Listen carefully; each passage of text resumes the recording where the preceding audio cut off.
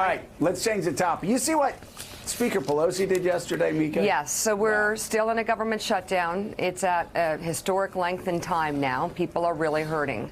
And there's no one in sight. So House Speaker Nancy Pelosi called on the president to reschedule his State of the Union address over security concerns. Pelosi made the request yesterday, just under 2 weeks before the president delivers the speech on January 29th. She also suggested the president could deliver the speech in writing. The speaker says the shutdown has put strains on both the Secret Service and the Department of Homeland Security, raising questions over the security planning that goes into this annual address.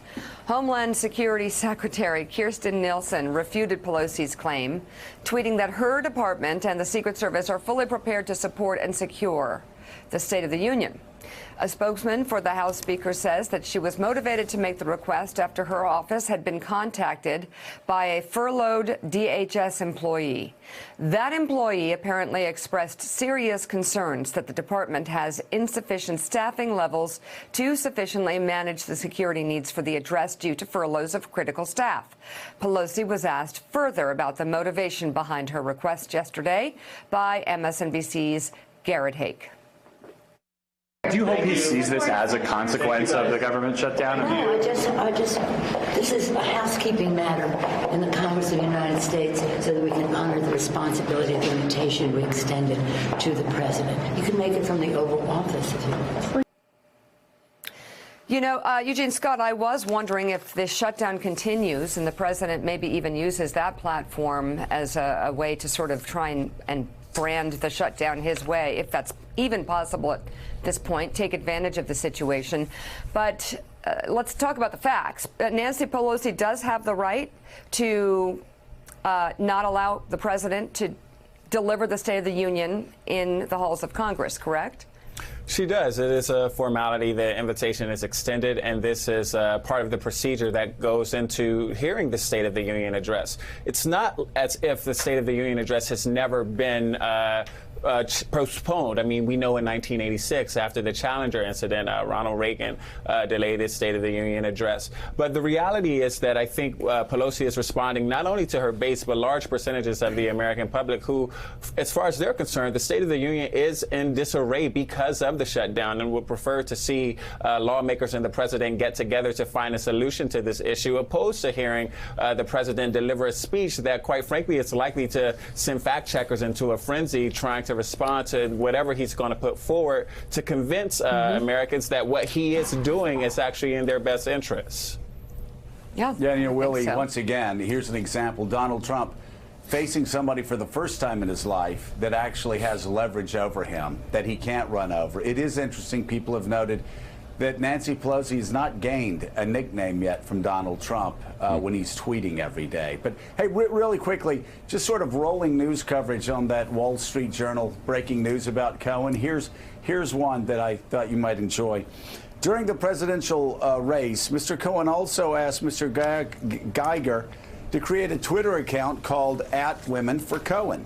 The account, created in May 2016 and run by a female friend of Mr. Geiger, described Mr. Cohen as, quote, a sex symbol, praised his looks and character, and promoted his appearances and statements boosting Mr. Trump's candidacy. Of course, reminds us of when we started Morning Joe and 2009, Mike Barnacle tried us to do one sexy grandpa. Okay, he now did. come on. Yeah, he did. What was weird about that is Twitter hadn't been invented yet. He was sort of looking out over the horizon and seeing what was coming in tech. Clairvoyant. I did. It's just awful. Exactly. It's just not So right. anyway, Nancy Pelosi, Donald Trump finally met his match. That Women for, that's just heartbreaking, but we'll get to that in just a moment. Yeah. So, you know, the one bipartisan note I've heard yesterday is that both people said, does this mean we get to get rid of the theater of the State of the Union speech? Maybe we can't just submit it as a written statement. But what does Donald Trump think about this? Because he will have alternatives if this is postponed or if they don't do it at all. If he does submit it in writing, he'll have a rally somewhere. He'll give an Oval Office address. He'll use that time in some way. How do you think he reacts to this? Does this put any pressure on him? I haven't seen it to budge a little bit in this shutdown? I was speaking to an ally of the president last night who suggested that the sense around the White House was a little bit of a hat tip to Nancy Pelosi. Like, this was a pretty good move, and like that, and it deprives him of what he loves best, that idea of the theater, of the stage, of the national television audience. And you're certainly right, there are alternatives, but there's something unique about the State of the Union. You come into the hall, everyone's up and cheering. People count how many times you're interrupted for applause. We know in our reporting that he was very disappointed with that Oval Office address last week. He thought he came across as flat and lifeless. He didn't like it, which is why he had avoided using that setting in the past, and he really wants this moment in front of Congress. So there was a suggestion that they were sort of impressed. And there certainly was the plan from the White House, if the shutdown was still going on, and by all accounts it looks like it will be, to use that address, to use the State of the Union, to make the case again for that wall, to why the president's right. We know that Stephen Miller has already been drafting the speech, and that was going to be a big